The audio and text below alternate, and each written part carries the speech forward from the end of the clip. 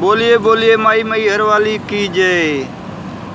हम न गाई गाँव मैहर की मयरिया, नवरिया के पार कई द जननी।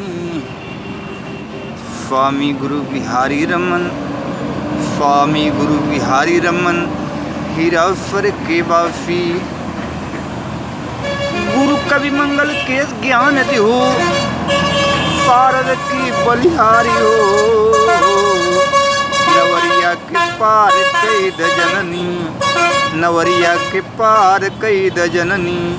अशोक यादव पप्पू बाटे बेटवा तोहार लाचार हो, नवरिया के पार कई द जननी। अशोक यादव पप्पू बेटवा तोहार हो, नवरिया के पार कई द जननी। सभा बीच भैयन के हमके दई द ज्ञान हो, नवरिया के पार कई द जननी, नवरिया के पार कई द जननी। हम न गाई गावई मैहर की मयरिया, नवरिया के पार कई द जननी।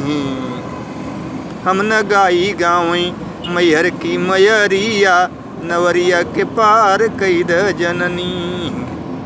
बोलिए बोलिए माई मैहर वाली की जय।